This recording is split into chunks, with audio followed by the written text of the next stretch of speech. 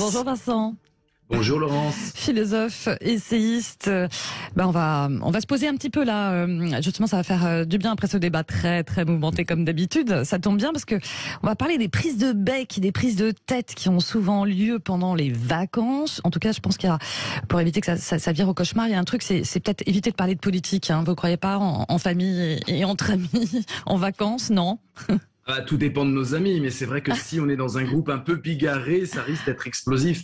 En fait, tout l'art de se prendre la tête et d'être en colère, c'est de rester dans le dialogue. Ouais. Voilà. Et la plupart du temps, la colère et les auteurs philosophes du monde entier, Sénèque en parle très bien. La colère, si tu ne la vains pas, c'est elle qui va te vaincre.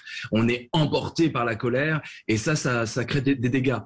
Parler de politique, peut-être pas, mais il faut comprendre une chose, c'est qu'il ne faut pas psychologiser la colère. La colère n'est pas psychologique, la colère est politique. On est en colère parce qu'on trouve une chose injuste. Surtout en ce moment. Oui, exactement. Et qu'on parle de politique ou pas, la colère est toujours politique. C'est notre place dans le groupe, c'est les sentiments d'insatisfaction, de frustration, c'est on nous a mal parlé. Donc c'est toujours un positionnement dans le groupe et les vacances, c'est le moment privilégié où justement la vie en groupe, le quotidien partagé est constant. Donc la colère est saine s'il y a du dialogue. La colère pour écraser l'autre et broyer l'autre, ça ne sert à rien. Il faut vraiment prendre sur soi et faire l'effort en vacances de ne pas gâcher les vacances parce que notre ego a été blessé. Ouais, alors vous donnez le mot effort. Il faut faire des efforts parce que c'est vrai que passer les 24 premières heures, on va dire, voilà, un peu idyllique, que ce soit en famille ou entre amis, forcément, ça se relâche. Surtout en famille, les anciennes tensions, les vieux fantômes, on lave son linge sale parfois aussi durant cette période-là de lâcher prise. Oui. Hein, c'est un moment privilégié parce que tout le monde est là à portée de main et puis le temps s'étire. Donc après la plage, avant l'apéro, voilà, on peut dire ce qu'on a sur le cœur. Moi, je trouve que c'est excellent cette façon d'aborder les vacances avec un point de vue philosophique. C'est ce qu'on fait d'ailleurs dans la petite philo de l'été, Laurence. Ce rendez-vous, c'est aussi un rendez-vous, les vacances de mise au point, de clarification de sa vie et surtout de dire ce qui ne va pas. Encore une fois, tout dépend du ton. Oui. Et le ton, c'est aussi politique, c'est pas psychologique. Il s'agit pas de manipuler l'autre. Il s'agit de se dire, je ne dois pas arborer de masques dans ma vie. Les masques mangent mon visage, donc je dois me débarrasser des masques tout au long de ma vie, gagner en cohérence. Et pour ça, il faut comprendre que tout se fait à deux. Les insatisfactions se font à deux, les brimades se font à deux, les engueulades sont issues de conflits qui se sont dansés à deux. Déjà, ça c'est le point de départ fondamental. C'est pas l'autre est méchant avec moi, c'est l'autre a été méchant avec moi, mais j'ai accepté, j'ai voulu, je n'ai rien dit. On est toujours à deux dans cette danse et déjà ça permet d'éviter le côté engueulade accusatrice, c'est toi le coupable, c'est toi qui es méchant, moi je suis pur et je suis immaculé. Donc quand on comprend ça, on devient un peu plus philosophe, c'est-à-dire qu'on comprend notre participation soumise, active, hypocrite, mais notre participation à quelque chose qui ne nous convient pas. Et du coup, la bonne nouvelle, c'est que si je participe à une situation qui est pour moi anxiogène ou intenable, c'est que je peux faire autrement moi-même. Et donc je peux prendre le stylo et écrire l'histoire autrement. J'ai une part active, je participe à tous les conflits avant même qu'ils éclatent d'ailleurs, je suis un acteur de ma vie. Et je crois que c'est ça le but des vacances avec les engueulades. Il faut prendre la plume alors? Il faut prendre la plume pendant les vacances, c'est ça? Je pense que la vie est un scénario, la vie est un film.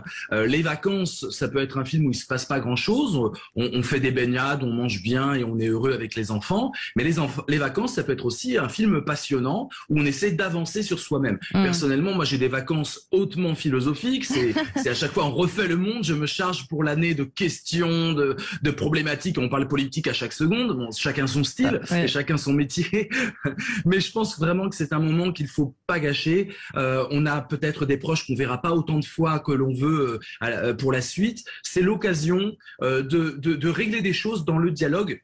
Dans la narration, il faut que les vacances ne soient pas éruptives, ne soient pas dans une colère qui finalement va obliger l'autre et le forcer. Il faut qu'elles soient narratives. Racontons-nous l'histoire. Des vacances narratives, exactement. Ouais, c'est ça.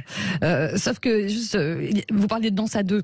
Le couple, là, on parle pas de la famille ou des amis, mais le couple quand il se retrouve aussi face à lui-même en vacances, voilà, c'est pas forcément évident non plus.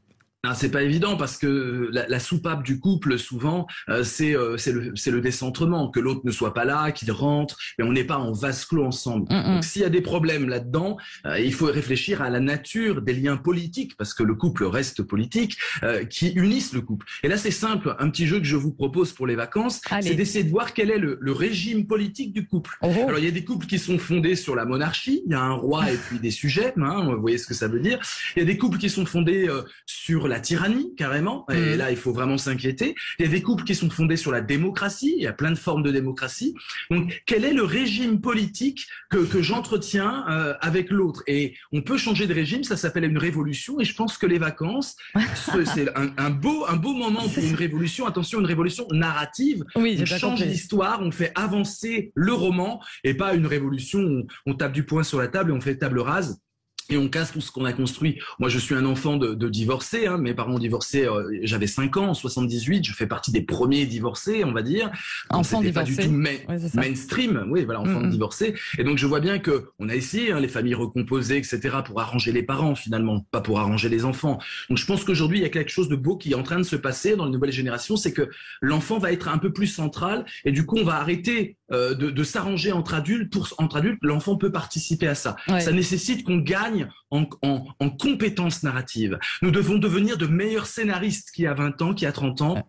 Nous devons prendre conscience que nous sommes les auteurs de notre destin, les auteurs au sens d'écrivain. Voilà. C'est ça. Et ben voilà, ça sera le mot de la fin. Et puis si vous voulez vous amuser à vous imaginer d'autres couples ou d'autres scénarios possibles, il y a votre tarot philosophique, le jeu du Phénix, qui va être édité, c'est ça, en septembre 2023. Dans un an. Faut attendre les prochaines, les prochaines vacances. Voilà. Mais jouer, c'est la clé, effectivement. Jouer, c'est narrer autrement et jouer. Merci beaucoup, Vincent. Merci, Laurence. À dimanche prochain pour la petite philo de l'été.